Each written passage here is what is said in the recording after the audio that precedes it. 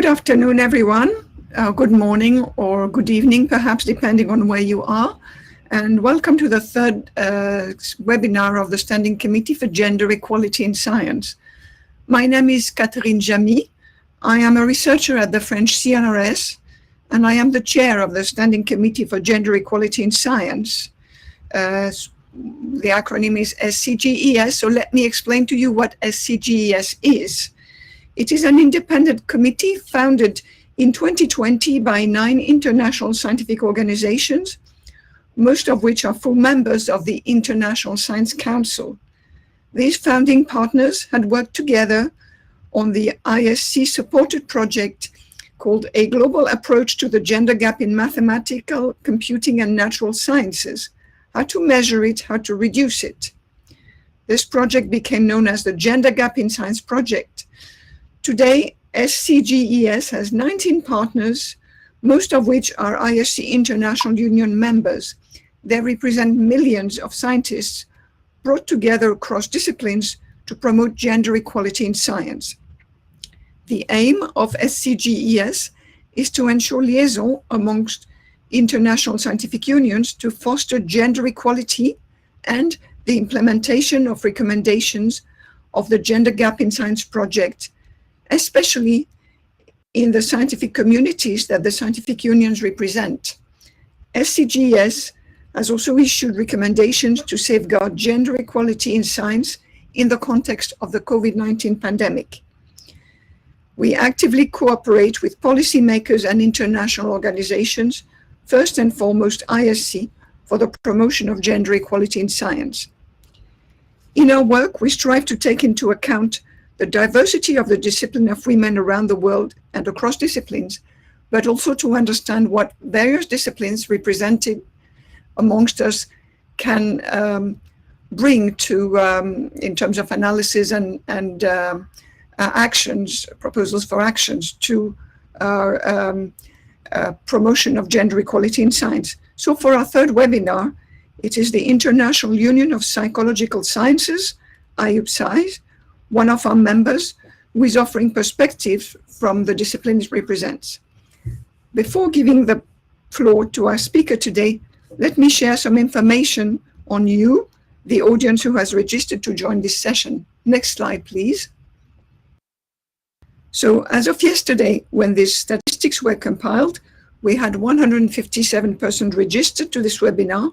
As I speak, there are, I think, more than 200. As you can see on this map, the majority of you are in Asia, which is pleasing as we strive to reach all scientists around the world rather than remain Euro or North America centered. Next slide, please. As to gender, about 3/4 of participants have said they are women, while about 2/3 of the rest have preferred not to specify their gender. We hope to reach and involve male colleagues as well as females and those who perceive themselves as other genders as our activity develops. Next slides, please.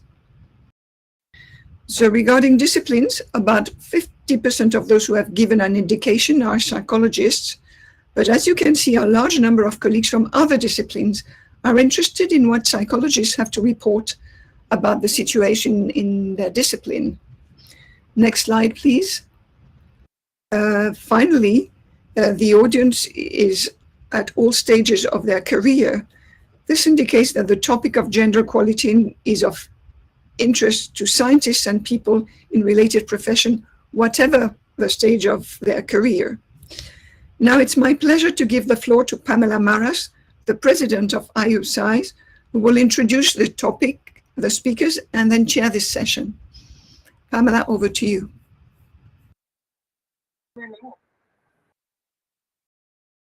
So if we could have the first slide, please.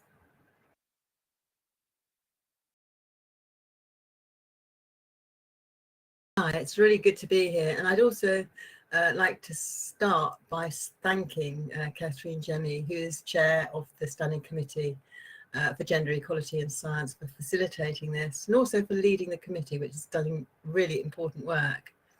I'd also like to start by thanking Marie-Francois Roy, Carol Woodward, Luciana Santa Maria, and Carl Swain for the support they're giving to this webinar. And that support is invaluable, although you may not see them on the screen. My name is Pam Maras. I'm a Professor of Social and Educational Psychology at the University of Greenwich, although I'm emeritus now.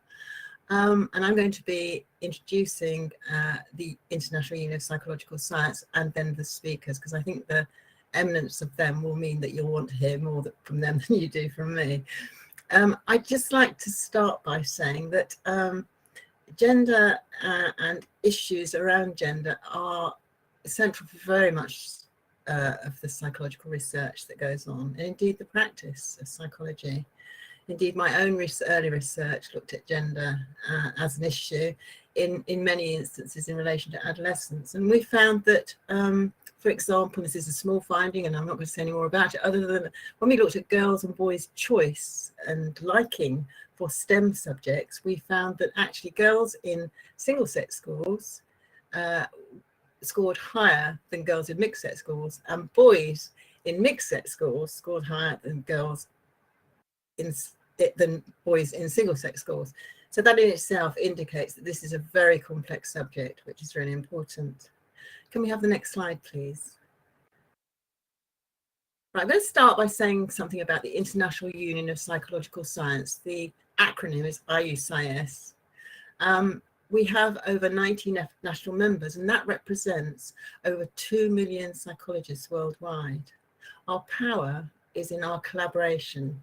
So we collaborate with the World Health Organization, the United Nations, and of course the International Science Council, of which we're a full member and always have been. We also have a community of regional members that represent the regions across the globe, from the Arab Union of Psychological Societies, the ASEAN Regional Union of Psychological Societies, the Asia Pacific Psychology Alliance, and then I'm sorry, but there's a bit of a blob on the slide, but it's the European Federation of Psychologist Associations, the Pan-African Psychology Union, and the Union of Colleges and Associations of Psychology in Central America. So we have breadth. And our power is in our collaboration, but also in our ability to be able to collate information and forward information from all of those regions. Could I have the next slide, please? We are the global voice of psychology, and our mission is to serve psychology for science and to serve humanity. And the obvious place where you would start thinking about that, of course, would be the UN Development Goals. And indeed, an awful lot of the goals relate to the work of scientists and indeed practitioners in psychology across the globe. Could I have the next slide, please? We have, as all international organisations do, some statutes, but I'd like to just draw your attention to the end of this statute, which is the one I think that relates most to this particular webinar. So we look at the benefits and access to data, information and research material, but we actively uphold the principle by opposing any discrimination on the basis of such factors as ethnic origin, religion, citizenship, language, political stance, gender, sex or sexual orientation, or indeed age. Can I have the next slide, please? Just to say something briefly about psychology. Psychology is a STEM subject. It's always been a STEM subject. However, it has always been located both in science, so in the International Science Council, but also in the human behaviour sciences. So we were also a member of the International Social Science Council, but we are a full member and always have been of the International Science Council. It's an internationally valid scientific discipline that recognises the importance of context and practice. And I think when you hear our speakers, you'll realise how important that is. We have very rigorous scientific methods, and empirical rigour is central to our science and indeed to the publications that arise from psychology. but we also have the skills to lead and collaborate with other disciplines, and also the ability to identify psychological processes underlying behaviour and relate them to targeted interventions, much of which happens in the practice of psychology as well as in the science of psychology. The important point to remember is that we have an understanding of membership of groups or categories, whatever that might be, and that we're very aware that when we do research that those categories can be transient, they can be stable, or they can cross different categories. We also have an ethical framework and an academic and professional competencies and standards. And that ethical framework really underpins all of psychology, the science, the practice, the publications, and indeed the standards. Can I have the next slide, please? In terms of psychology and gender across the globe, as a broad rule, initially, as with many disciplines in science and indeed in other areas, the practitioners, the students, the leaders were male. But actually, for a number of years, the students or the more junior roles have been predominantly or mainly female, and the more senior roles male. And that's changing. That's changing fast. But that differs across the world. And again, I think that's important to remember as an international organisation. We have to be aware there are differences across the world. I can say, though, that I'm the first female president of the International Union of Psychological Science. And at this time, our Secretary General is female and our Treasurer is female. So that's a good sign. Because if you don't change leadership, then you won't change anything else. So gender is a topic of scientific investigation in psychology. It's a topic that both is essential to investigation, but also more in terms of the way that other aspects are looked at. Can I have the next slide, please? And this is my last slide before I introduce our speakers, but I think it's an important slide. It actually relates particularly to our first speaker, but also to our second speaker, that gender is not a unique freestanding category. There's intersectionality. It crosses lots of boundaries, borders, lives beside lots of boundaries and borders, to do with privilege, to do with all sorts of dimensions, that some of which are on here. And I think that if we don't remember that, certainly in our psychology research, then we may come unstuck. Certainly poverty, certainly responsibilities, those issues are often linked to certain genders. In this case, we're talking about female. The other thing to recognise and note is that we all decide on what pronouns we use to describe ourselves. And we see that as an important point. But the point of this webinar is to look at it just in terms of female. But we recognise the importance of choice of pronoun for whoever, either a scientist or a non-scientist, decides to speak. So without further ado, I'd like to move on and say something about our speakers. So if I could have the next slide, that would be good. So we've got a programme of two very esteemed speakers who take different approaches, or different approaches, who take a different perspective in looking at gender. And we're going to hear from each of them in turn. Details, biographic details, and the abstracts of their talks are on the website. We're going to hear each of them in turn, and we'll have questions and discussion at the end so that we have a free flow of the talks. I will introduce each in turn. Our first speaker will be Vidya Idziti, who's going to talk about gender equality in psychology, an intersectional feminist perspective from India. After which, Isabel Rainier is going to talk about the influence of gender stereotypes on cognitive performance and hiring decisions. Very different talks, both of which are really important and offer some perspectives. So, and then we'll have some questions and discussion. So I'm going to ask Vidya to take over in a minute. But before I do, I'm going to say a little bit about her, because I'm sure she's far too modest to do this. And we're very lucky to have her speaking. She's a former professor of psychology at the Tata Institute of Social Sciences in Hyderabad in India. Her research concerns are located in the interface of psychology and feminism, focusing on gender-based violence, women's mental health, trafficking of women, and the psychology of women's political activism, all of which are really crucial. Her publications include the co-edited Handbook of International Perspectives on Feminism, Psychology, Women, Culture and Rights, which won the 2012 Distinguished Publication Award from the Association of Women in Psychology in the USA. She has a South Asian Visiting Fellowship from the University of Oxford and is part of visiting faculty in the universities of Gothenburg in Sweden, Evos in Lausanne University in Hungary, and she was past president of the National Academy of Psychology in India. So we're very, very lucky to have her. So without more ado, I'll hand over to Vizan and she'll give her talk. Thank you very much. Thank you. Can I have the first slide, please?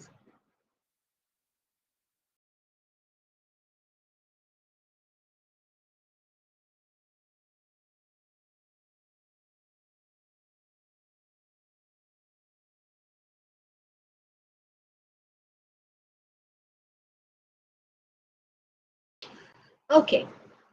So hello, good morning, good afternoon, good evening to those who are tuning in to these talks from different locations and from different time zones. First, a very warm thank you to the Standing Committee on Gender Equality in Science and the International Union for Psychological Science, represented today by its first woman president in 133 years, Professor Pam Maras, for giving me this opportunity to speak in this webinar and to contribute in a small way to these kinds of critical conversations about gender equity in education and social change. As I have been introduced already, I will delve directly into my topic, which is to present an intersectional feminist perspective from India on gender equality in psychology. In putting together this presentation, two of my former colleagues, Dr. Nalini Bikkina and Dr. Sunaina Swain, helped me to get some of the data, and I would like to acknowledge with thanks the inputs given by them. Can I have the next slide, please? Now, before beginning my presentation, I would like to make some disclaimers. One, that the presentation is not really based on an exhaustive or even a comprehensive collection of data. We were actually hampered by the lack of a national database on gender composition in psychology, and particularly with intersecting parameters of social disadvantage. Therefore, the phrase intersectional feminist perspective that I use has more to do with the conceptual lens that I adopt to view the state of gender equality in psychology, and actually less to do with actual figures. But then I have been teaching psychology and last 5 years. So it is also based on my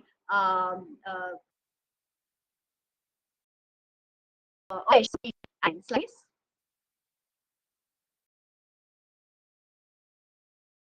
Next slide, please.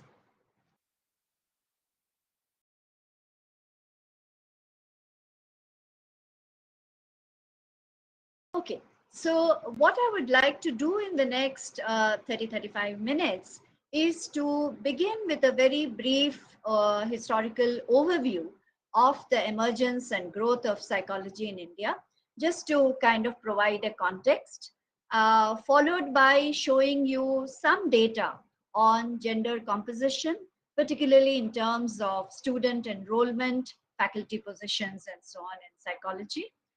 And then I go on to make two overarching arguments or observations, fairly going through a feminization, of the discipline. And this is a trend perhaps similar to many countries across the world. It's not unique to India, but still it's happening. So one is this feminization. And the second is the continuance of socio-cultural barriers, particularly to women's employment. Before wrapping up, I would like to talk about a recent initiative implemented by the University Grants Commission, which is the highest regulatory body of education in India. This particular initiative ran for more than a decade across all regions and universities, uh, specifically to facilitate, to encourage women to take up academic institutional leadership positions for bringing about gender parity and equity in educational institutions. Though this initiative wasn't specific to psychology as such, I'm taking this example because it is grounded in affirmative social policy framework, and I certainly feel similar programs can make a difference in ameliorating gender disparities in higher education. And I will conclude by emphasizing on need for greater research and interventions in this field. Next slide, please.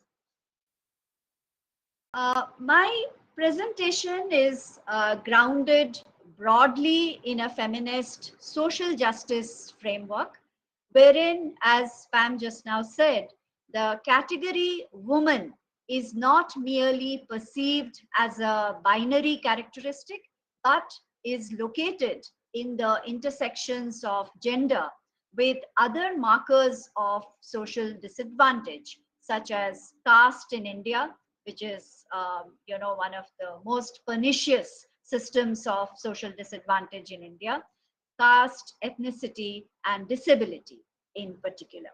But of course, as I said in my disclaimer earlier, with limited data available, the intersectional perspective reflects the conceptual lens I have adopted, and I don't really have so much of data to back my argument. Yes, next slide, please.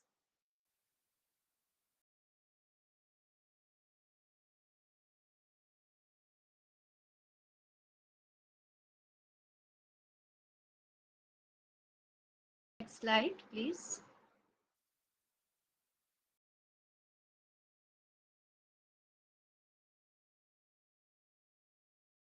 Yeah. So I would like to begin with this quote from Florence Denmark, the American psychologist, also a pioneering figure in women's studies. Way back in 1998, she had remarked that relatively little is known regarding women's current status in psychology in countries beyond the United States and Canada. Such a remark, although made in way back in 1998, I suppose it holds good even today, because except for countries like, say, for example, South Africa, the rest, particularly South Asia, remains the dark continent. And though I initially wanted to include South Asia, for now, for this presentation, I'm focusing on India, essentially for reasons of time. Yeah, next slide, please.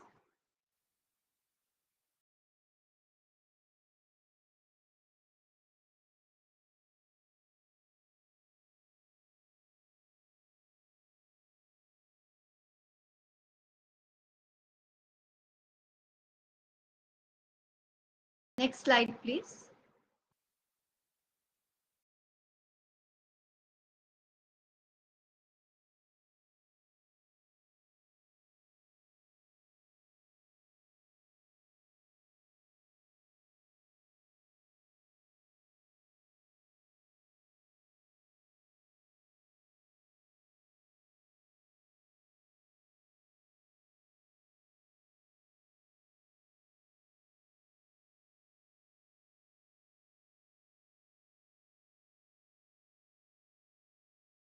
Next slide, please.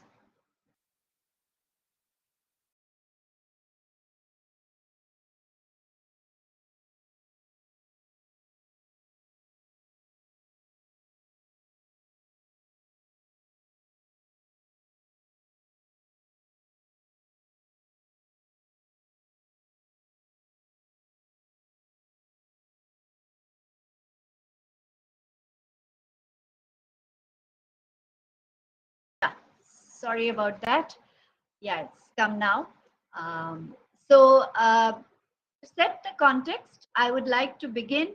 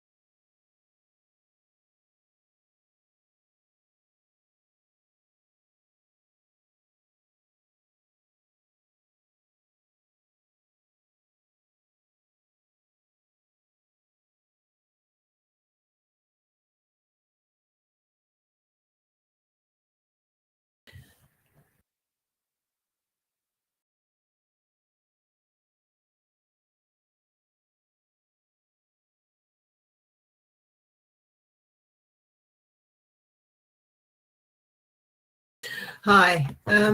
We seem to have Vidar seems to have lost her her connection. So while this isn't my area, I will continue to take you through the slides, and then as she comes back, she can pick it up. I think that's the best thing to do here. So, and also, of course, the slides are available, will be available on our website. So she was talking about the emergence of modern scientific psychology in India, and it emerged as part of the colonial system of education, first being established in Calcutta University in 1915, which is actually quite a long time ago. And but it involved the adoption of a positivist model of science, parallel to the interest of psychoanalysis, which in Europe was more prevalent, in line with the work of Freud.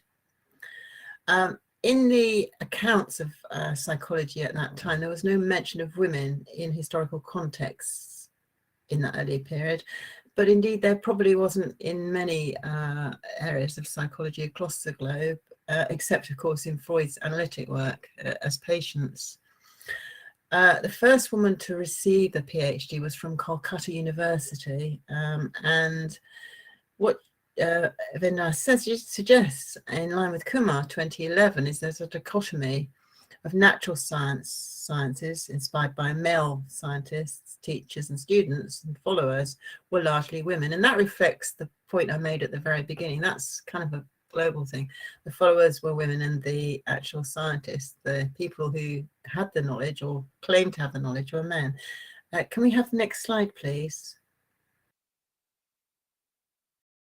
Post the 1947 in the context of independence, education was seen as really important in terms of the idiom of progress and modernity. Progress and modernity was something that arose following 1947 independence in India. And there was an exponential growth then in higher education generally, from 606 colleges and universities to, gosh, 51,649, which is a huge increase. And from 0.18 million students to 37.4 million, of which 49% are women. And again, I will note Vendaya's comment that, of course, she can only draw on the data that's available. And from 24,000 to 1.5 million faculties, of which 42.5% were faculty. So it seemed as if there were faculty members who were women, not half, but 42.5% is quite a large half. High. In terms of the way that Vendaya, and again, I'm using her slides, so it's her view that's important here.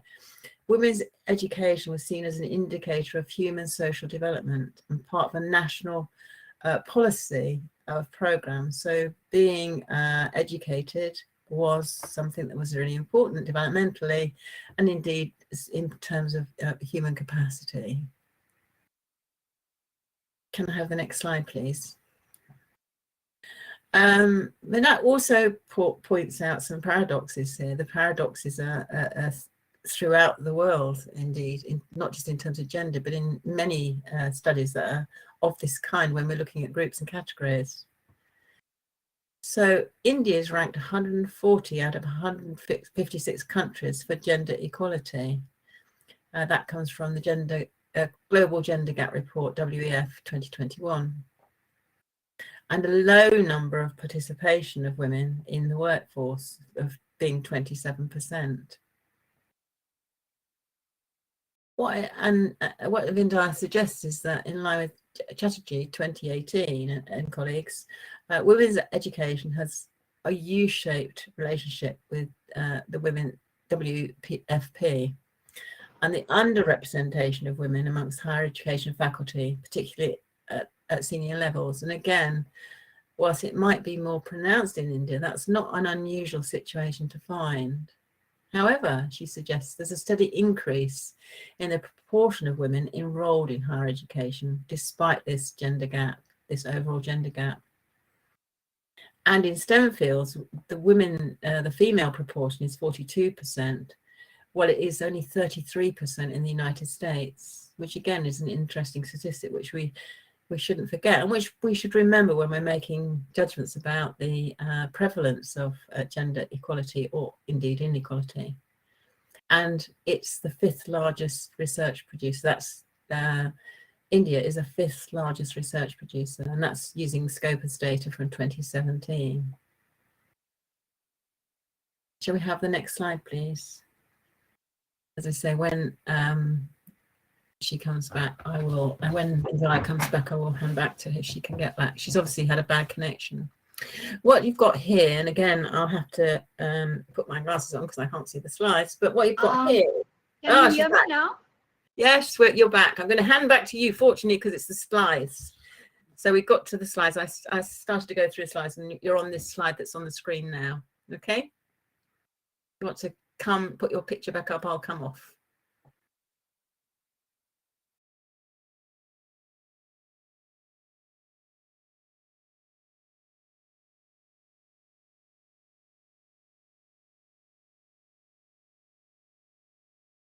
So, Vendaya, can you hear us now?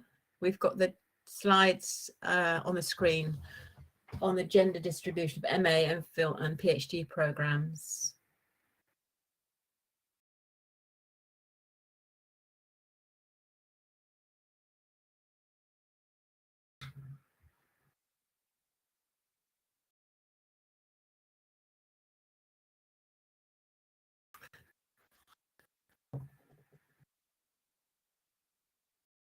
Okay, well, I'll try and take you through these, but I think actually just looking at them, they are pretty pronounced. Again, I'll put my glasses on. What she has here, what Vendaya has here, is the distribution of MPhil, MA, PhD programs from 2010 to 2020, with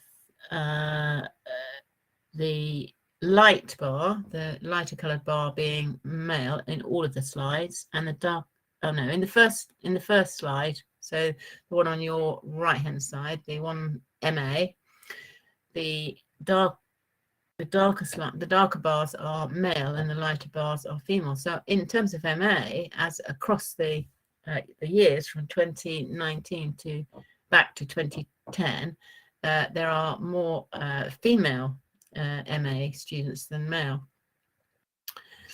If you look to MPhil, which is this slide on your left-hand side, at the top there, the lighter bars are female and the darker bars are male.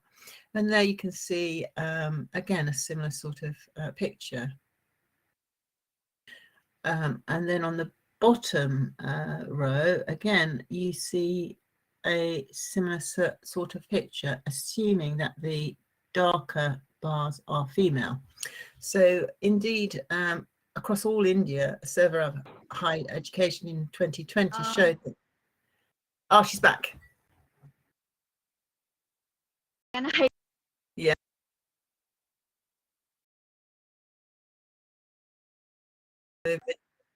So Vinda, do you want to take this back? Yeah, if you can hear me, sorry, I don't know what was the problem. We can hear you, so the slides are up. You want to take us through the slides here? Yeah, can you hear me now? Yes, we can hear you. Yeah. We can hear you. Okay, fine. I'm very sorry about this problem, but I just don't know what happened. Right, so can we please go back to the previous slide?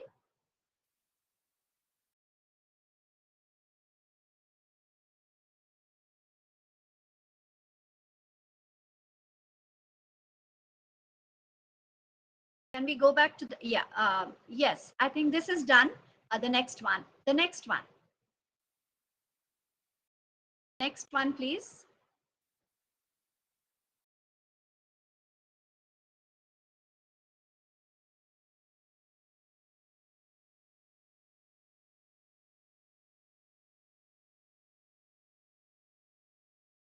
Can I have the next one, please?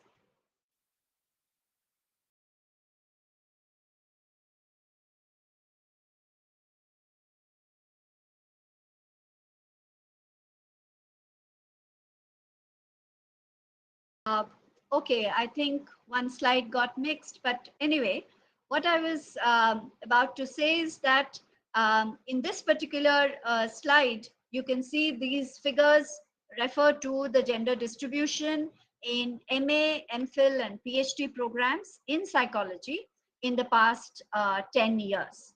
And as you can see, the long bars all represent women. So clearly, women are outnumbering male students in all the programs, beginning with the masters to MPhil to doctoral programs. Next slide, please.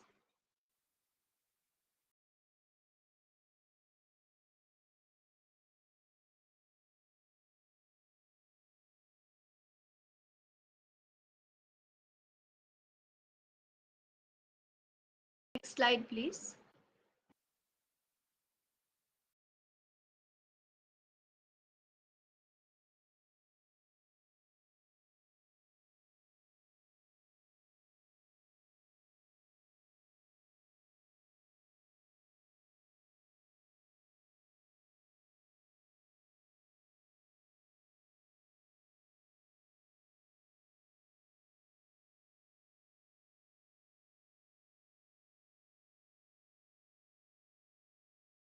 I can't see the slide.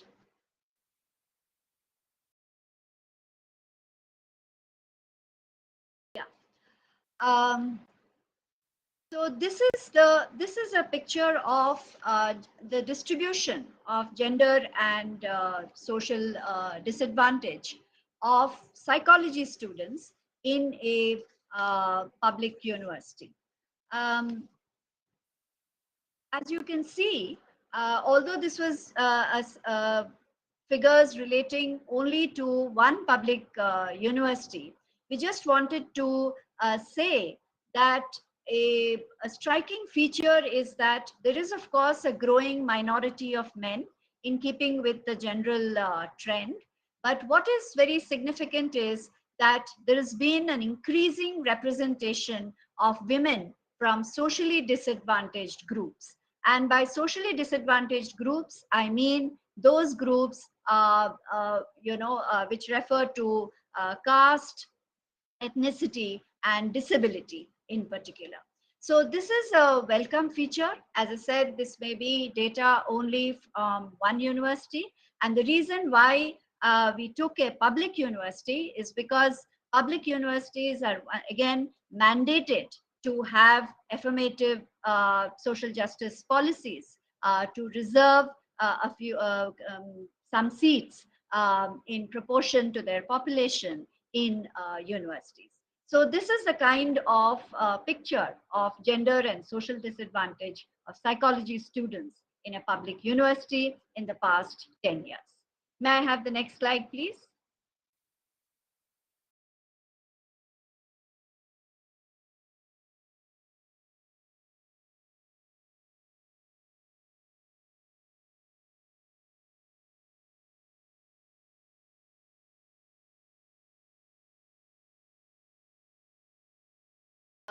Can I have the next slide, please?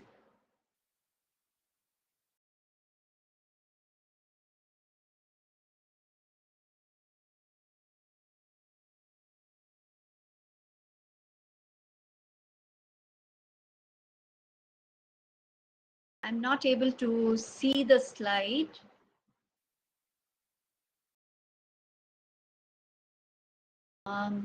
No, sorry, I'm not able to see it. I think it's the slide gender imbalance in faculty positions, but large pool at entry level of Yes, but I'm not able to. Late to you. I think they're coming up late. Okay, so should I just continue speaking? Yes, I think you should. Yeah. Okay. So a third indicator we took was faculty positions currently held in psychology in 522 public funded universities across India. And as you can see, there is a gender imbalance with the proportion of men higher at the professor level. But what is interesting is at the entry level, there is a fairly large pool of women as assistant professors. And of course, it remains to be seen what kind of change is likely to take place in the coming years. Can I have the next slide, please?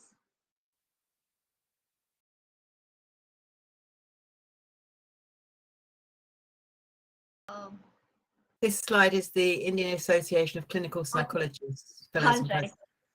Let me just guess what is there on the slide. So this is the profile of clinical psychologists. Yes, there it is. This is the profile of clinical psychologists registered with the only professional association of clinical psychologists, Indian Association of Clinical Psychologists, set up in 1968.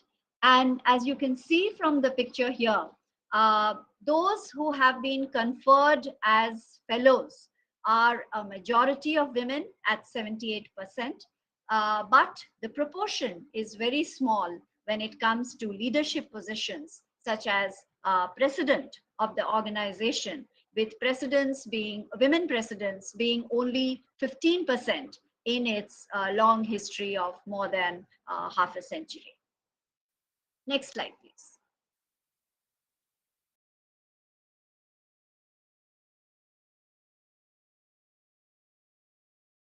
Yeah, so should I continue? Because I don't yet see it. This is the practicing counsellors. I think they're coming a bit late to you. I think it's a bad connection. Yeah. Practicing counsellors. Okay.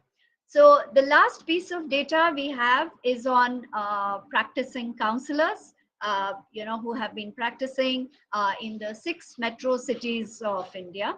And this does show that although women may not be very well represented in the academia, especially in senior positions as professors and so on, but they are in a majority in the mental health sector, working as counselors and mostly in private practice. Yeah, can I go on to the next slide, please? So as I said earlier, this is only a snapshot and not really a comprehensive review, but it clearly shows an overwhelming number of women students. and at all levels, right from masters to MPhil to doctoral programs. And I have two arguments or two overarching observations to make, fairly straightforward and simple.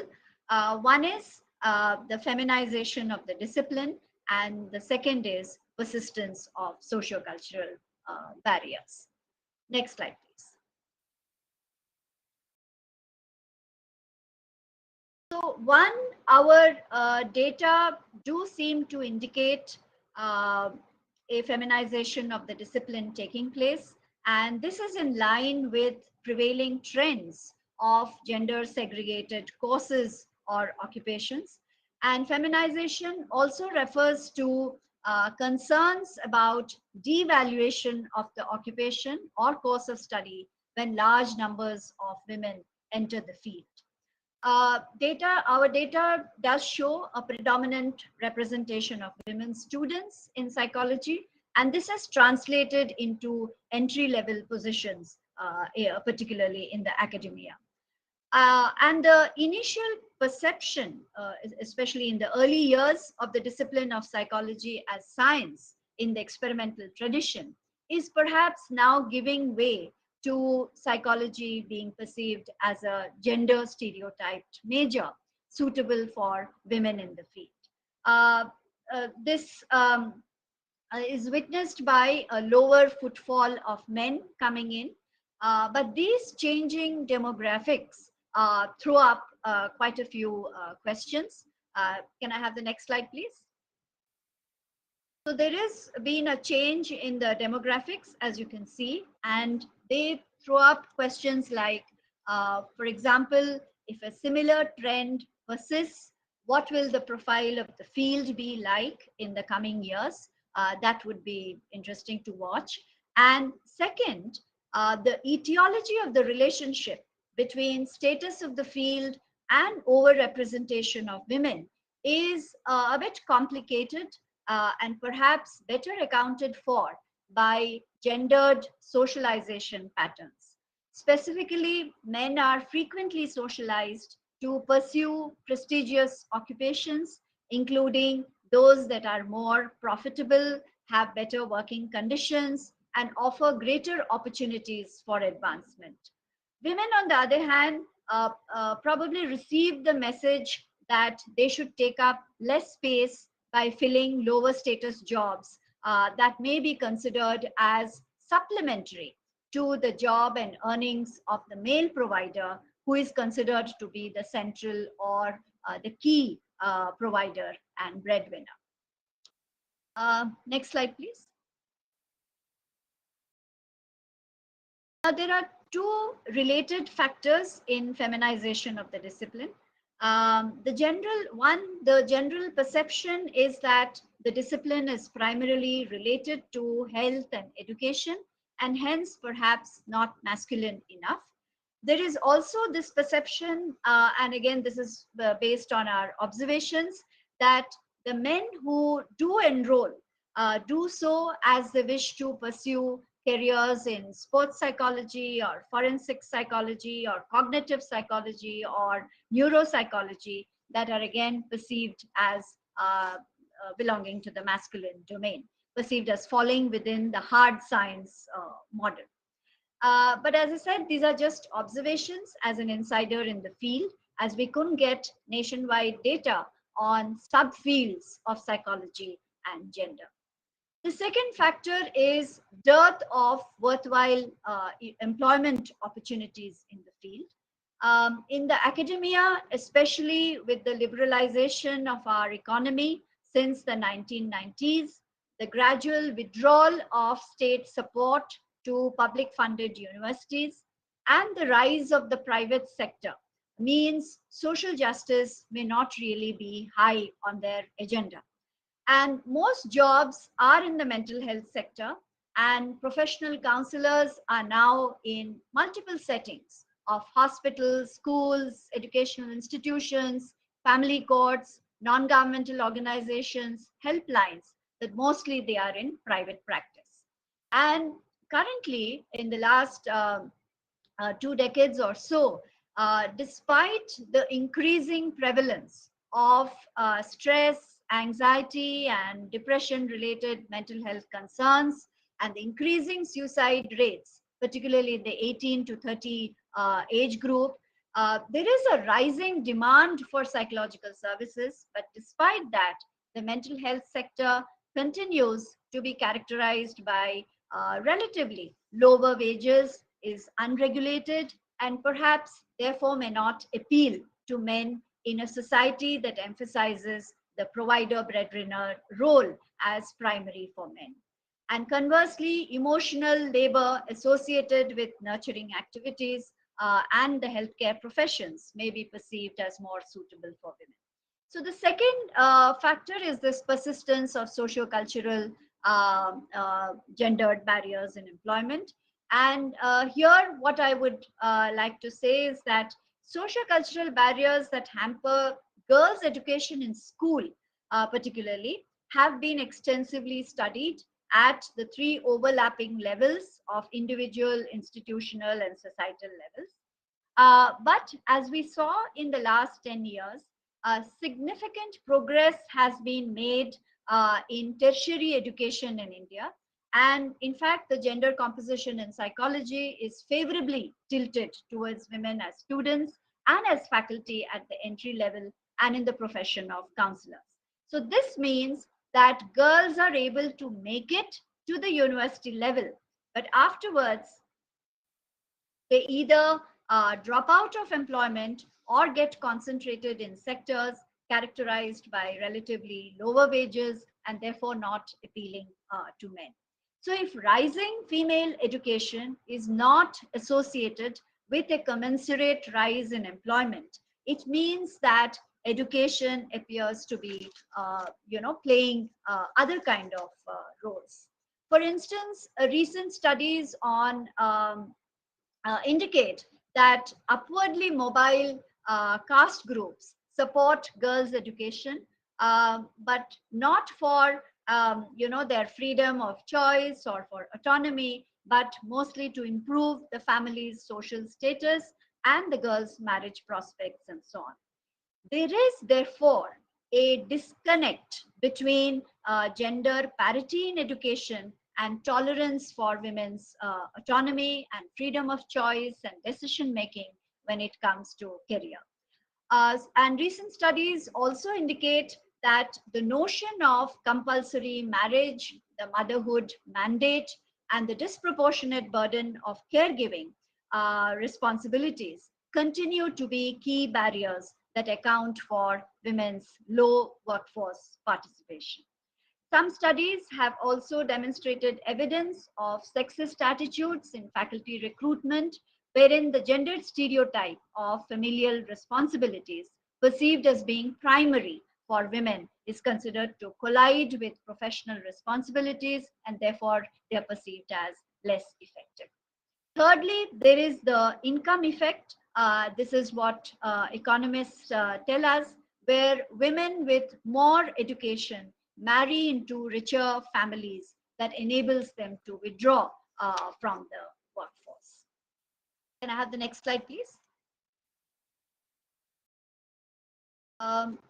Lastly, I would like to take the example of this initiative taken up by the University Grants Commission, India's regulatory body of higher education, as a measure to address the invisibility of women in higher education management.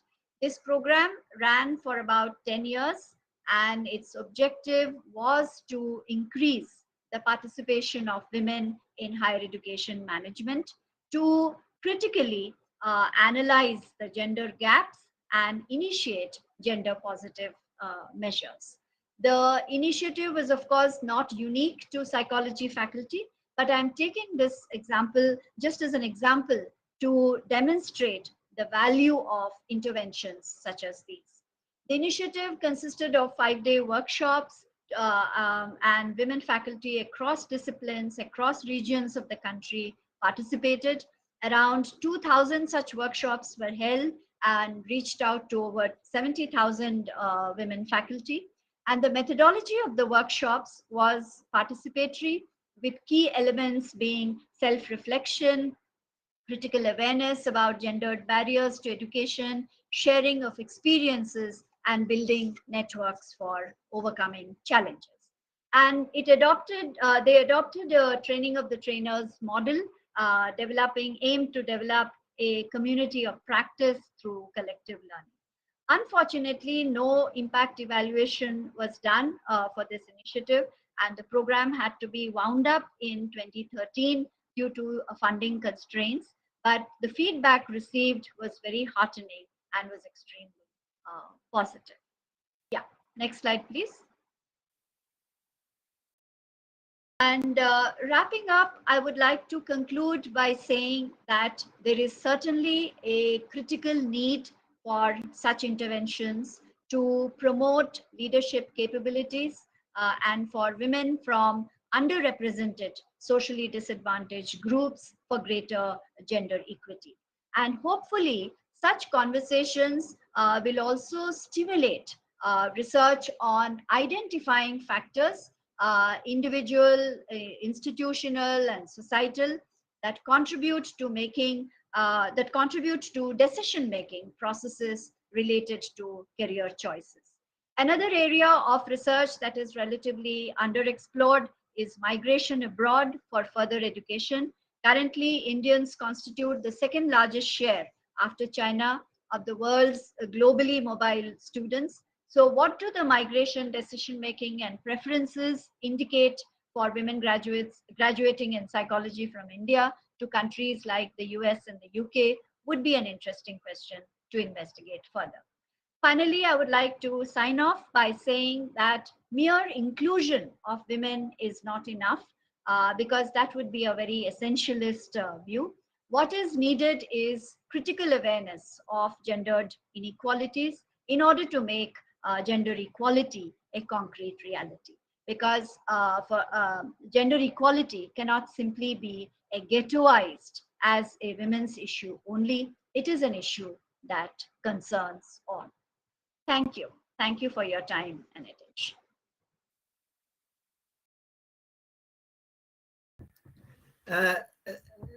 Thank you very much, Professor Aditi. You struggled there with the link, yes. And that illustrates just how many other issues there are in the world that prevent us actually communicating, which is, you know, technology is against us. But I think that's a really interesting talk. We're having some questions coming in. What we'll do is we'll deal with them at the end, as I've said. But that was really, really fascinating talk, and it's really interesting to see some of the findings that you presented, especially those in relation to the US, which other people might not have expected. So thank you very much, and I'm sure everybody will join me in thanking you. I think, if it's okay with everyone, because we've kept brilliantly to time, so that's good, we'll move on to our next speaker. So if we could have the first slide for Isabel, I'll say a little bit about Isabel and then she can go through, if that's okay. Thank you very much again, and as I say, we'll have questions at the end. Welcome. So we'll just wait for your first slide and then I'll say something. You also are very eminent but very modest. I'm sure you won't say everything there is. So we have Isabel's first slide. Thank you. Okay, so our second eminent speaker is Professor Isabelle Renier, who is full professor of social psychology at the Cognitive Psychology Lab, UMR NRS, the number there, at Marseille University. She was the director of the Center of Social Sciences at the Science Faculty from 2014 to 2020, and was named a Vice President for Gender Equality in 2020, which makes her even more suitably to do this talk. Her research examines the influences of social stereotypes on cognitive performances, judgments and decision-making in various domains: maths, reading and memory, and populations. So she looks at children, young adults, healthy older adults and patients. She's published over 50 peer-reviewed journals and book chapters, so I'm really looking forward to her talk. Just a very different talk, but one that's very pertinent. So Isabel, I'll hand over to you. Okay, Thank you very much, Pam, and thank you very much for the invitation. It's really a great honor for me to have the opportunity to present an overview of some of the research conducted in social psychology about how gender stereotypes, which are social and cultural constructs, can influence both cognition and behavior. Next, please. So in social psychology, we consider that social stereotypes are a kind of shared beliefs in a society, in a culture, about personality traits and abilities that characterize individuals due to their membership into specific social groups. And I can you can see below that social stereotypes lead to simplification, but it's their job, in fact, but also to overgeneralization and some distortions. And by the way, how you can see here for national stereotypes, you can see only men, but not women to represent a country. Next, please. Concerning gender stereotypes, maybe you know it, but in the 90s, there was a controversy with a talking Barbie doll that said that math class is hard. The sentence was removed. There was also a controversy with the president of Harvard University in 2005, who argued that men outperform women in math and sciences because of biological innate differences. But more recently, there was also a huge controversy with what this European Parliament member said. He said that, of course, women must earn less than men because they are weaker, they are smaller, and they are less intelligent than men. So they must earn less, that's all. So you can see how gender stereotypes can be dangerous because they are used by people who have got power in our society. Next, please. So here I would like to give you a very small, short overview of some kind of research in social psychology. And we've got at least two kinds of perspectives to assess the influence of social stereotypes. The first one is focused on how social stereotypes, and here gender stereotypes, can influence the targets of the stereotypes. And these stereotypes are able to influence how people will evaluate their cognitive functioning and then competence in a specific domain. The stereotypes will influence how they learn, and that will also influence their cognitive performances on the test and exam. This line of research is known as stereotype trait effects, and it will explain how these stereotypes can lead someone to perform below one's true potential. Next, please.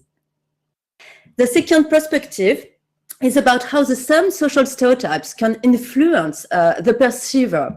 And in this kind of research, we were able to show how social stereotypes can lead people, can influence the way they evaluate the abilities of others. So they will influence their judgment and also the hiring decisions. And this field of research is known as discrimination. Next, please. So if we start with the first line of research, stereotype trait effects, Steele and Aronson explained and demonstrated for the first time that stereotype trait is a situation-specific trait that can occur in context when members of stigmatized group risk the possibility of confirming the stereotype about their group. And the fear of confirming the stereotype can interfere with performance in the stereotype domain and lead them to underperform in that domain. So as you can see in the figure below, each time someone is under stereotype trait, you've got some negative thoughts, negative emotion, and appraisal processes that will interfere with working memory resources that are normally used to succeed on complex task and test. So the consequence is that working memory is also dealing with the negative thoughts and negative emotions, the stress. And because of this added work, the result is underperformance, so a decrease in performance on complex cognitive tasks. Next, please. The first demonstration in the math domain was published by Stephen Spencer, Jan Quinn, and Claude Steele. What did they do? They took a very well-known standardized math test that is used in the US to select undergraduates at the university. And you can see here an example of a complex exercise from the SAT-M. So they took this test and they showed it to participants, male and female, at the university. For half of the participants, they presented the test as a difficult math test, just as it is said exactly in standard condition. And for the other half, exactly the same thing was said, but they added a small sentence which says, oh, by the way, on this math test, there is no gender differences. So it is the gender fair condition. So we can see the results on the next slide. In the standard condition, you can see that female undergraduates underperform compared to their men counterparts, but this difference disappears thanks to the gender fair instruction. And you can also see that women's performance is significantly better thanks to the gender fair condition compared to the standard condition. So a very small sentence, a very small thing in the context, in the situation, is able to change the performance of women. Here the decrease for men is not significant, but in many studies it does. It is significant.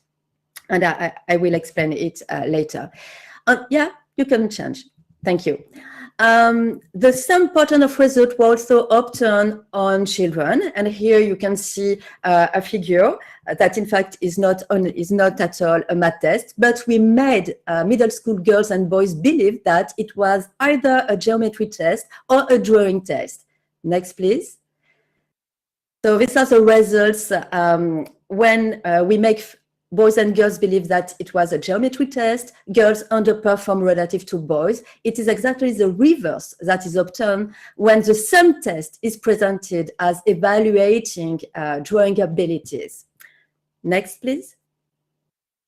Here we try to see whether the same pattern of results could be obtained on female at the top of math, science, and engineering education that are French engineering schools. So I don't know if you know that, but female at the top of MSc education are very underrepresented in France, but generally there are very highly talented female in math and engineering courses. So we choose here the Raven matrices. As you know, it is a very complex test. And we presented for half of the participants the logical reasoning ability test. And for the other half of the participants, of course, male and female, the same test was also presented as a logical reasoning ability test, but we also added the sentence, the gender fair condition. So we can see the results on the next slide. Okay, so just exactly the same as we obtained with children. In the standard condition, even the most talented female in math and engineering underperform relative to men, and this is the reverse we obtain thanks to the gender fair sentence. Next, please. I think it was important to show you also that the influence of gender stereotypes on performance is not only a matter of women. In fact, it is a matter of every group. And this study was very important because it demonstrates that everybody can suffer from stereotype threat effects each time the situation activates negative stereotypes against one group to which we belong. And here, what they did, They took white males with very high scores on the SAT. So imagine here we've got men who are very good at math, and when you challenge them with a very complex math test, they want to show that, oh, they are able to succeed this test. So you present them a very complex, very challenging math test in the standard condition, and in the stored-up threat condition, exactly the same test was presented, but a small sentence was added here. The authors make them believe that Asians were taking the same test in another classroom and that they are going to compare their performance. And when you are saying that, as you can see here, there is a decrease, a significant decrease in performance when the US male very good at math believe that they will be compared to Asians. And as you know, there is a negative stereotypes that says that US are not as good at math as Asians. Next, please. In fact, there is today a huge of publication about stereotype threat effects and about the underlying mechanism to explain how stereotypes are able to influence individuals' performance. The first thing is that today we also know that every kind of social stereotypes targeting competence in a specific ability domain are able to decrease everybody's performance. Next, please. And also, all this research was able to identify the underlying mechanism. And what we know today is that a stereotype threat situation can lead to impaired, decreased performance because the activated negative stereotypes in mind will increase stress, inflexibility, in using a wrong strategy to solve the problem, will increase interfering thoughts, will increase performance avoidance goals, and will decrease working memory capacity, which is absolutely necessary to succeed to complex tasks. Next, please. Also, there are many research that try to identify what kind of actions could be done in the classroom, in the real world, to avoid stereotype threat effects. So as you have seen before, the gender restrictions is quite efficient to make women perform as well as men at a math or logical reasoning test. But other strategies have been tested. And for example, we know that encouraging students towards self-affirmation is very efficient to make them succeed at the level of the true potential. Likewise, teaching women about stereotype threat can also make them succeed at math test and perform as well as men. Also, concerning a math test, Ramirez and Belloc in Science published that expressive writing, which consists in writing on a paper all the negative emotion and thoughts that we have in mind about the difficult matters we are going to take, is efficient enough to alleviate the stress and make a female concentrate on the test and succeed at it.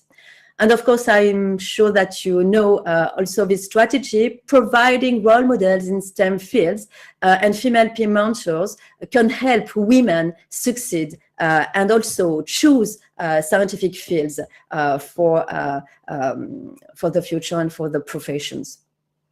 Next, please. So I would like now to present some results also quickly about the second perspective about how gender stereotypes can influence here the perceivers. When I say the perceivers, I mean, in fact, every individual, so you, me, who can have some stereotypes in mind, and having stereotypes in mind does not mean to agree with the stereotypes. It simply means having the stereotypes in mind because we know that in the society where we are living in, there are many other people who believe that, for example, men are better at math than women. So the simple things to know that is enough, as you will see, to be influenced by these stereotypes. And here, the research is showing that having stereotypes in mind can influence perceivers in the way they will evaluate the ability of others. So they will influence the judgment they are making and also hiring a decision. This field of research is known as implicit bias or discrimination. Next, please. Maybe you know it, but the first demonstration, empirical demonstration of gender discrimination against female in scientific field was published by Maras and collaborators in PNAS. So it is known as the study about the survey of Jennifer versus John. What they did here, so they selected a pool of professors in STEM field, in biology, chemistry, and physics. Here, professors who are used to making decisions about hiring people for scientific lab. And here they had to evaluate the application of an undergraduate science students for a science laboratory manager position. The evaluators were both male and female, and they were randomly assigned to either the name of a male or a female student. Next, please. The CV they discovered was exactly the same for every evaluators. The only thing that differed was the first name of the candidate, which was either John, a male, or Jennifer, a female, but everything was equal and the same. And then had to evaluate the abilities and to say whether the candidate was could be hireable or not, and whether this candidate deserved to be monitored in their lab. So we will see the results. Next slide, please. Thank you. So you can see here the decision made by male evaluators, and as you can see on all the criteria, the CV of John is more positively evaluated compared to the CV of Jennifer. John is evaluated as more competent, as more hireable, and deserving more mentoring than Jennifer. The question that we can ask is whether we have exactly or not the same result from female evaluators. I don't know if you have an idea of the results. Maybe think about it. Okay, do you think the same, not the same? Next slide, please. The answer is exactly the same. Even female evaluators prefer the John CV. So on all the criteria, they evaluate more positively the CV of the male candidate compared to the CV of the female candidate. And the bigger difference was obtained, next please, on the salary that was proposed for this first job. And here again, the male is advantaged compared to the female. So what we can see here is that because the CV was exactly the same for all the evaluators, there is only one thing that can explain such differences in the evaluation, and it is gender discrimination against female, because there is no other objective criteria that we can rely on to explain such significant differences. Next, please. I also wanted to present briefly this more recent study, also conducted by Maras and her collaborators. And I think this study is very important because today, of course, there have been changes in the representation of women in STEM fields. We can conclude that there is some progress, but of course, equality is not there yet. And I think that the previous presentation also showed it. But here, what is interesting is that the authors focused on a profession, which is a veterinary profession, where equality is now well established since 10 years. So in veterinary profession, there are as many women as men right now. This was not the case 10 years before. 10 years before, women were underrepresented. But now it's over and we've got parity. So the question is there still is there still gender discrimination against women in a profession where parity is there, equality is there? So what they did here is to replicate the previous study with a CV, the same CV, that differed only by the sex of the candidate. But here they added something very interesting.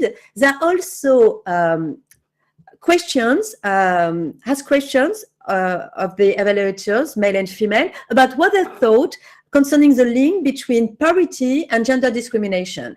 And what they discovered is that half of the evaluators, male and female, thought that, oh, because there is parity, of course, there is no more gender discrimination against women, because parity is there, there is no more problem. But the other half of the evaluators disagree with that and said, oh, it's not because there is parity today that it means that there is no more gender discrimination against women. Maybe we still have to be careful about that. And as you will see, the results are quite different depending on the beliefs of the evaluators, whatever their own gender. Please, next slide.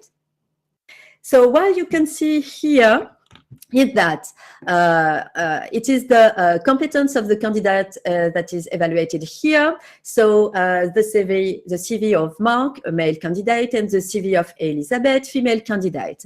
So on the left, you can see the evaluation of the evaluators who believed that gender discrimination still exists despite the parity that is there in the veterinary profession.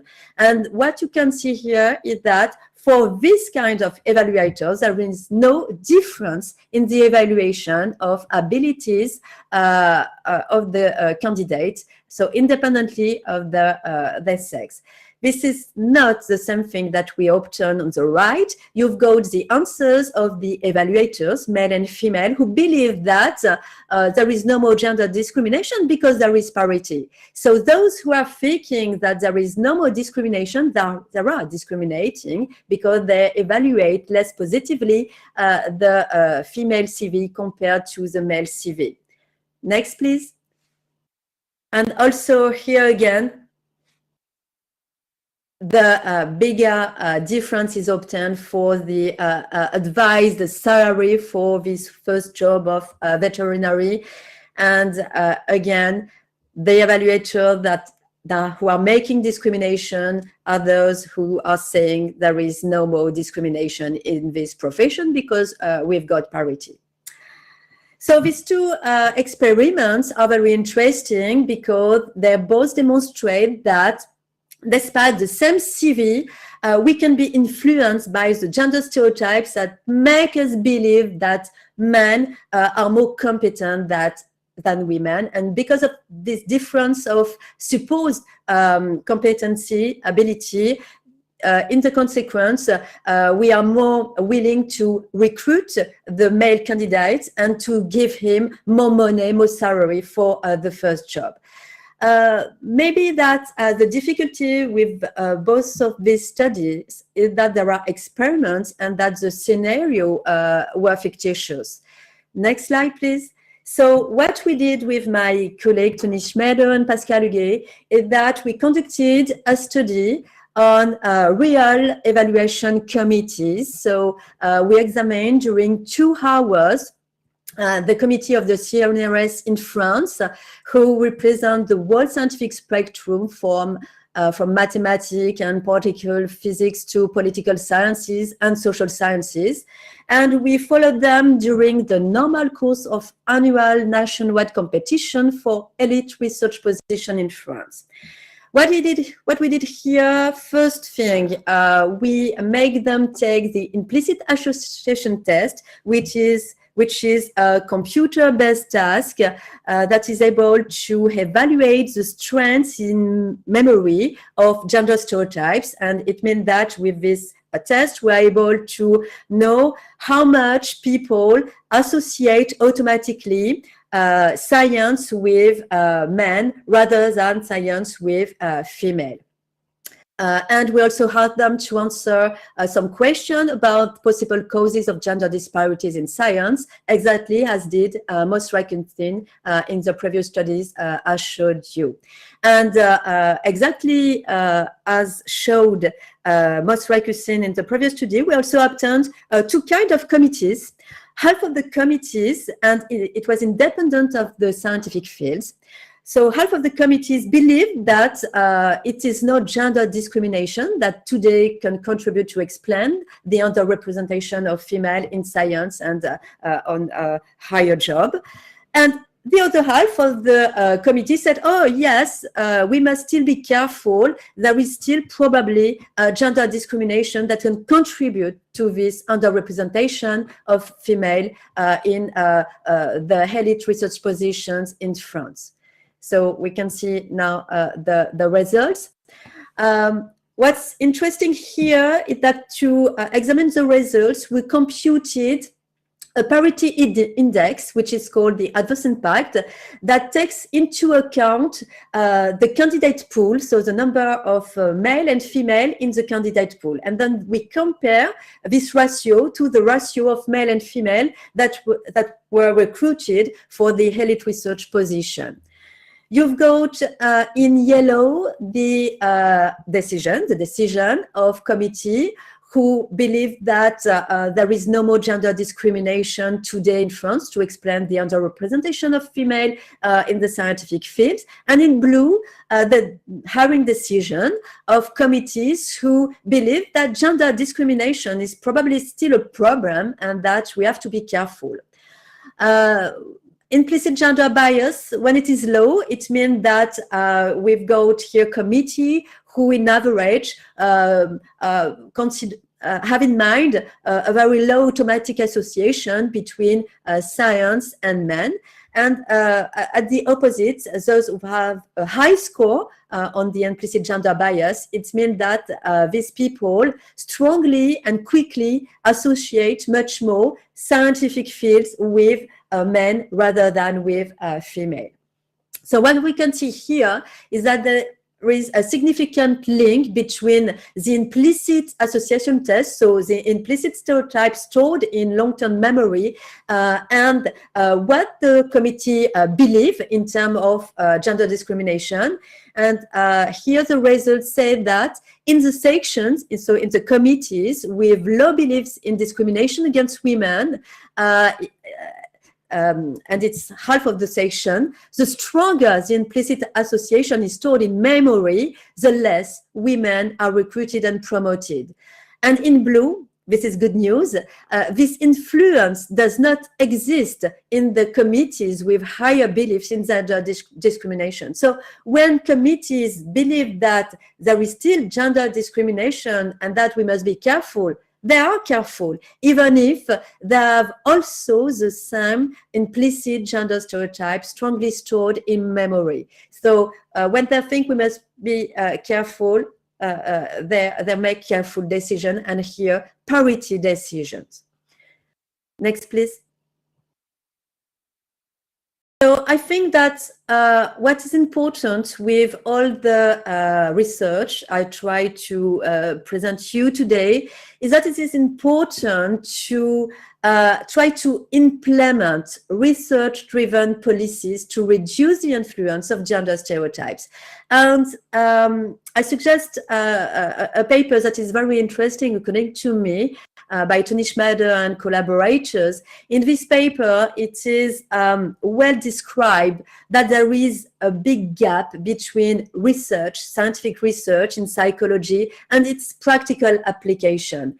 And it's a problem because today many structures, institutes, business, and so on want to implement actions towards equality, toward gender equality, but they do not use exactly as they should use action to train evaluators about implicit bias. And there are a lot of misunderstanding about the definition, about what is implicit bias, what is the aim of anti-bias training, and so on. So I think that we should encourage using research-driven policy and has to respect discipline to help us implement actions and use scientific results to do the good things.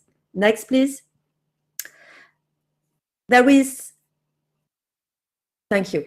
There is a very interesting paper written by Patricia Devine and collaborators that tested what they called a gender habit-breaking intervention in STEM departments in the US faculty. And they showed that doing this intervention can increase by 18% the recruitment of female in scientific departments in the university.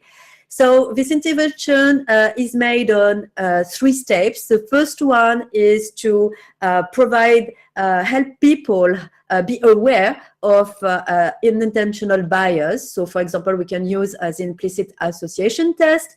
The second step is to explain them what are the consequences of this unintentional bias. So the idea here is to inform, thanks to active learning about these biases, how it can help sorry, but I've not finished. Previous, please. No. Previous slide, please. Sorry, I've not finished. Thank you. I was commenting the second step. And the third step is to train individuals to use some strategies to reduce the unintentional biases. And here also, it's like an active workshop where we discuss and present evidence-based strategies that can be intentionally used to counter implicit biases. And here what we have to keep in mind today is that awareness is necessary, but is not it is necessary, but we also have to make evaluators and people in general be motivated to use strategy, because even if we are aware of unintentional bias, but if we are not motivated to control them, the action will not work. Next, please. So on this basis, what we have done on my own university, we try to use research and findings of the research to implement new actions. The first one was designed for students and first-year undergraduates. So we have implemented a new teaching courses on gender-based stereotype threat effect in science to help women resist gender stereotypes influence on academic learning and performance. Next, please. The second action we have implemented is a mentoring program for women in science. The experience is ongoing right now. Next, please. The third action is a new policy of systematic training regarding implicit gender bias. And here we have 2 actions. We have a short training session and a longer training session.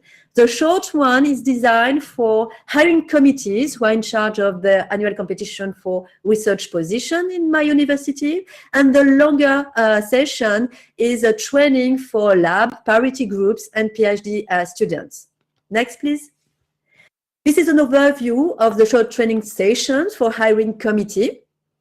So what we have to keep in mind here is that it is an action during the committee. That means when they are evaluating the candidate pool and when they are making decision about who they are going to hire for the position. So we are using here 2 things. We are using the implicit association test to make the evaluators be aware of the unintentional bias in their long-term memory.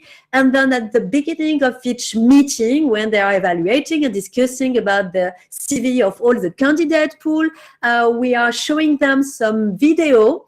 And the video, of course, are also been tested by the research, and the video explain shortly how the unintentional bias can influence their own decision during the evaluation of applicant pools and during the audition of the candidates. And the aim of the video is to increase motivation to control for unintentional bias during a collective decision.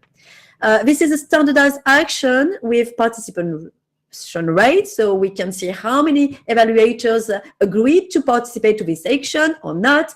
And we also conduct longitudinal analysis using adverse impact to evaluate the efficacy of the action of the short and long term. Next, please. This is an example of the video you can find. It is open source video. You can see the publication of Most Recusin, where you have, in fact, a pool of 12 videos you can use depending on the situation which is used. You have got also the video of the Zarka Institute that I think is well known today, and a very new video that was designed especially for the French context, which is a simulation of a committee for the hiring of researchers at the university, and it is especially well appreciated right now. Next, please. We're also using PPT to give example of research on this, because we must not forget that we have got in front of us in the committees scientific research. So we have to show them figures, graphic, and results to show what science have done on this, and to demonstrate the influence of gender stereotypes on their own decisions, even if there are very rigorous and objective evaluations. Next, please. So I must admit that we need some help, and we have some help in France and in the Europe context more generally. In the French context, since 2020, we've got a French recommendation. It is a national recommendation toward the hiring committees in the university, and to train them to avoid implicit gender bias during the process of evaluation. But it is only a recommendation. I think, according to me, the most efficient thing is from Horizon Europe, which is mandatory for every university and institution who want to get funding for research. Gender is now an eligibility criterion. So each university must have gender equality plan to be able to ask for European funding. And it's not all in this gender equality plan. You've got 4 mandatory criteria, and one of them is action to develop gender competence, to tackle unconscious gender bias, and to raise awareness among people, evaluators who are making decisions. Next, please. That's all. Thank you very much for your attention.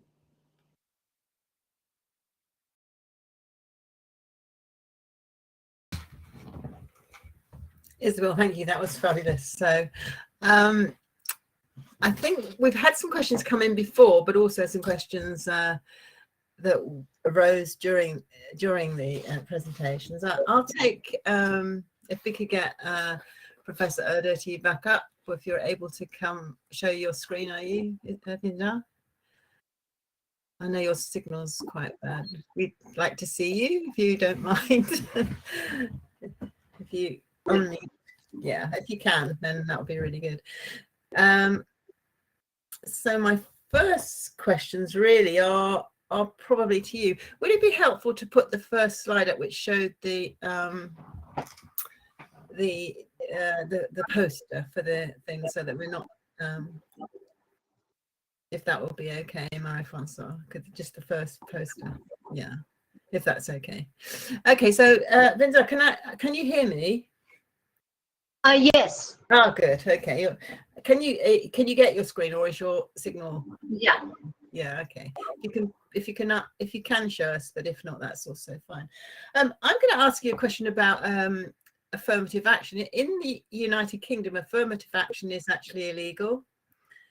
Did you say that affirmative action was something that in your context, in the Indian context, was able to be carried out in relation to women? Yes. Yes. We do have a constitutional policy of affirmative action for socially disadvantaged groups, by caste, by ethnicity, by disability. And these kind of policies have been in place right from 1950s onwards, ever since we, got independence. So So they are affirmative action. You are able to yes, I use the word discriminate. Difficult, yeah. right. Okay, fine. Yeah. That's okay. So we do have affirmative action policies, and in fact, some of the figures I was trying to show you, I don't know whether it was finally visible or not. This was from a public-funded university. What is very interesting is that there is, of course, a growing minority of men, which is men as students, which is in keeping with the general trend. But what is significant is that there is also an increasing representation of women from socially disadvantaged groups. Now, one of course needs to be cautious to interpret this as a trend because, as I said, we don't have nationwide data on gender and social disadvantage. But this certainly is a very welcome feature that a lot of women from socially disadvantaged groups are also making it to psychology education. But I think if I'm correct, you said they're not actually making it into senior positions quite so fast. Yeah, yes, that is at the level of faculty. What I was trying to say is that, in fact, it's a paradoxical situation. In the last 10 years, women, not only in psychology, but in all disciplines, have made significant progress in tertiary education. So girls are able to make it to the university. And we don't have that many very stark barriers to girls' education now. But the thing is, when it comes to employment, either there are certain socio-cultural barriers, like for instance, as I said, the notion of compulsory marriage, the motherhood mandate, the disproportionate burden of caregiving responsibilities, all of them still account for low workforce participation. So they are still at the entry level.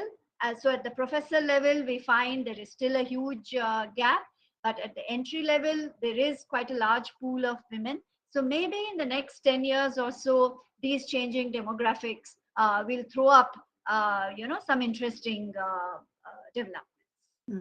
I mean, So interestingly, the professor, to be a professor, you've got to have been a junior researcher. So it's going to take you, as an old professor, I'm saying, you need people to come through. And so that's, but it's whether there are actually still barriers, which I suspect there are, and I suspect they may well still be in respect to style. Can I ask you one more question that came in, Bindaya, that how would what you're talking about, which is very directly related to India, relate to Asia and more widely? Have you got any thoughts about that? And then I'll pass some questions on that I had for Isabel. Yeah, I think the trend would be the same. See, what I spoke today is, of course, relevant to India, but the overall socio-cultural context is more or less similar in many of these countries, particularly Sri Lanka, Bangladesh. These are the countries where one would expect a similar kind of trends. So what is, again, as I said, I don't have the data to back me up, but going by observations, the same paradox would probably be evident even in these countries, that women are making progress in education, but when it comes to employment, women's workforce participation is very low. And that is precisely because of similarities in the socio-cultural context of gendered disadvantage, which is probably the same across these countries. So the gendered disadvantage means that women's family role is considered primary. These are again stereotypes, and the stereotypes are extremely persistent. There is a disproportionate burden of caregiving, or there could be the threat or actual exercise of violence and sexual harassment. All of these constitute barriers to women's employment, which are probably, the same across all these countries. Okay, and one more very quick question before I turn to Isabel. This webinar is about gender equality in science. is what you're describing more or less or similar in all disciplines or science? Because science is an area where traditionally it has been seen internationally, I think, as being particularly gendered. Right. In fact, I don't know whether that slide was finally visible or not. I had made reference to women in STEM fields in India. And in fact, it is astounding that women constitute something like 42% in STEM fields, whereas it's only something like 32 or 33% in countries like the United States. Yeah, we did have that slide. Yeah, we did. Yeah. And I was going to ask you that very question. It was, it was, I got it written down here. It was, it was startling, which is an interesting finding. Right. I mean, I'll move to Isabel if that's okay, and then we can have an open discussion. But just generally, a stereotype in the United Kingdom certainly is that actually people from the Indian subcontinent certainly are more inclined towards science. So if you were in a UK university, you would be anticipating that in the STEM subjects, if you were looking at ethnicity as a dimension, you would be expecting a higher proportion of people, including women, females, in STEM than you would non-Asian countries. That's an interesting thing. I'll ask Isabel a question if that's okay. And it's again, they came in at all times. So Isabel, really first question, you've obviously done something in your university that's going to make a difference, hopefully. How does what you do translate to actions generally in terms of improving the way that we view science? So Isabel, if you don't mind. Oh, sorry, you want me to explain how we did that in my university? How you did that, but how would what you showed at the end, what could we take in terms of policy for this? How would international, or not just European, but international policy in terms of the actions that we might take from what you described? I think that we should try to implement action to raise awareness about implicit bias and how they can influence our decision, even if we believe that we are very rigorous and objective in our decision making. Honestly, I believe that the intervention tested by Patricia Devine is a very promising action. But maybe that what we know now, because I try to implement it in my own university, is that the big difficulty is to convince the scientific themselves that they can be biased, because many scientifics consider that because they are used to make evaluation, they are not biased. And this is the most difficult thing. But the most difficult thing does not come maybe from those you could think about. I think that scientific from STEM fields are very open towards this such actions and about this research from social psychology, because they are discovering a scientific thing, a scientific field that they do not know. They discover methods, statistics, which is quite close to their own activities. So they like it, and I really think that the efficacy of the action among scientific researchers in STEM field is very good. The problem is coming from social science scientifics. Because there is still underrepresentation of female in university professors, even in social sciences and humanities in general.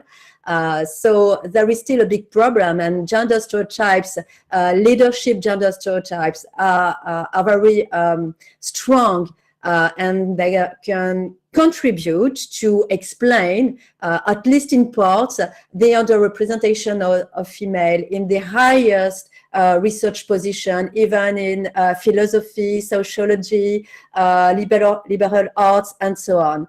And the difficulty is to train these colleagues to make them accept that they are also biased against women, even if they are females themselves. I think the difficulty is there, and they are not ready to accept this for now. So the problem is, if we all hold stereotypes, and it's Yeah. what we call in English the political correctness of not admitting you've got a stereotype is actually preventing us moving forward. I couldn't agree with you more. Actually, there's another question coming for Isabel. I'm going to read it out so I get it correct. Do you have any guidance as to what is the best set of materials to include in implicit bias training, or do you have a recommendation for any such training that exists? Yeah. My recommendation would be to use two tools at the same time. The first one is, maybe you know it, is the Stroop task. Do you know it? The Stroop task. And this is a very useful tool because it makes people understand what is an automatic bias in memory, and that automatic bias can be controlled. And if we do not control them, they can make us provide a false answer. So, you know, the task is you've got something on the screen. It can be a word, for example, green, and you have not to read the word, but you have to say as quickly as you can and without mistake.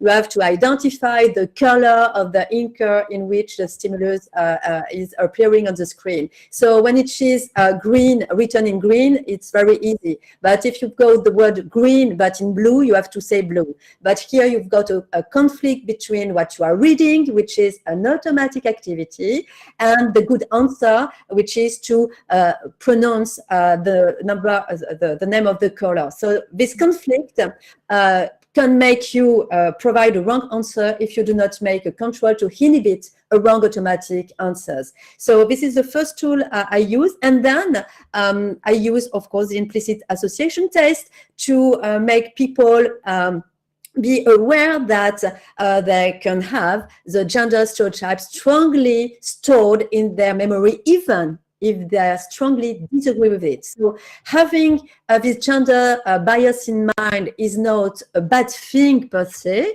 it's simply an automatic association that is as a sign of a good functioning of the memory, because the memory is making heuristic, is making shortcuts and so on, and this is normal. It is not bad by per se. But using the Stroop task and the implicit association are good tools to be aware of that. But it's not enough. It's necessary, but it's not enough. It is the first step. The next step is to be motivated to make control. And of course, people become resistant if it becomes a rule. So in my university, there's lots of rules about not having names on CVs and all those things. But you can tell that people feel a little threatened by that. They feel that they're not trusted in order to respond. And it is quite difficult because most people want to not be biased, but they can't do anything about what they know. We could all of us, everybody watching and everybody involved in, come up with those stereotypes. We could say what they are, but at the same time, it doesn't reflect what we believe. And I think what you know and what you believe is probably two different things. Yeah.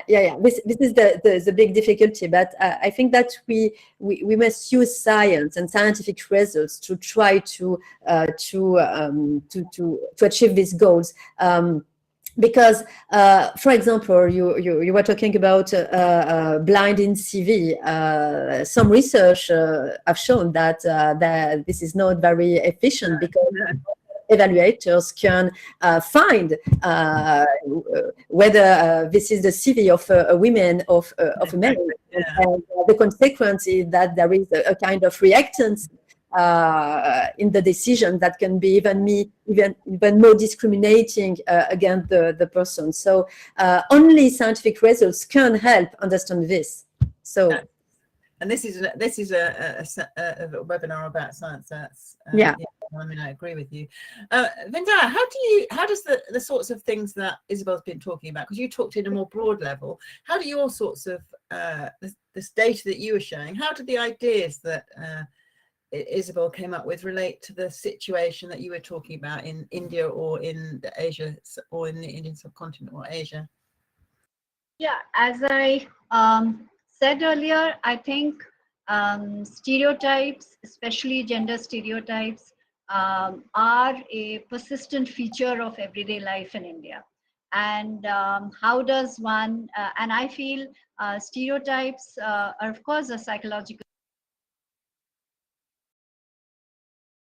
So the how does one overcome gender stereotypes, I think, is a long haul, but certainly it makes a lot of sense to study, to explore gender stereotypes,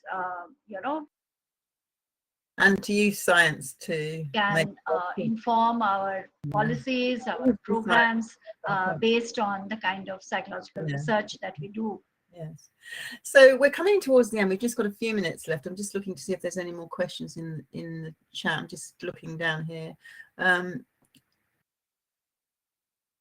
either one of you want to say anything in addition to what you said? We've just got 30 seconds each. So Isabel, have you got anything you'd like to add? Well, I think that, of course, I agree with Vindhya.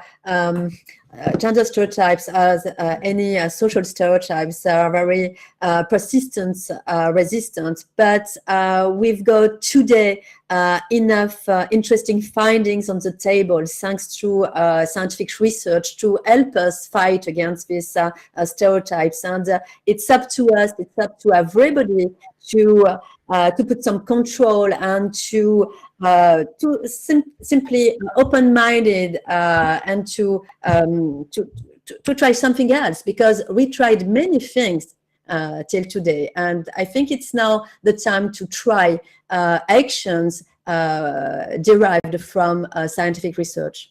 Thank you very much. And Di, have you got anything briefly you'd like to add? I think we might have lost her. Yeah, okay. I mean, there is one thing, is that yes, you're absolutely right, but there also, we can't forget the structural differences which prevent, sure, you know, we can only do so much. So I think the structural differences that are already there, that are also acting at the same time. So if we could do as much as we can with the science on what we know, then we have to also completely. Sorry, Vindhya, did you want to say anything? I'm sorry, we've got a bad link. Yeah.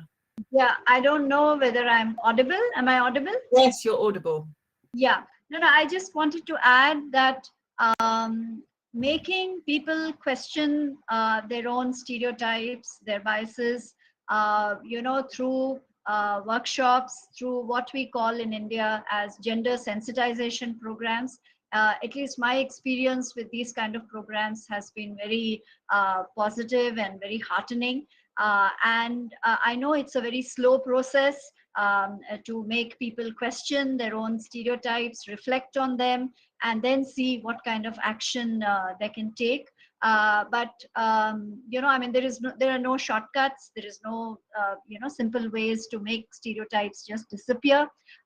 So my own experience with conducting gender sensitization programs across different sections in society has been very heartening, and people do then begin to realize how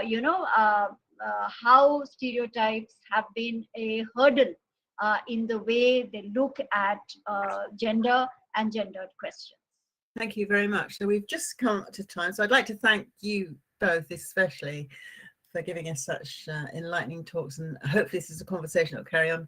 Use science to show what science can do. I think that's the message we should come out with. I'd again like to thank Catherine Jamy, the chair of the Standing Committee for Gender Equality in Science, Marie-Francois for her excellent behind the scenes work, and also Carol Woodward and Lucia for facilitating this very smoothly. I apologize in the breakdown. That's the nature of international work. Broadband is not equal. It's different across the world. And of course, Carl Swain for doing it. So I'll say goodbye now. We'll leave the poster up, and I'd say to you all, look out for the next webinar, which I certainly shall be at. So thank you very much. Thank you.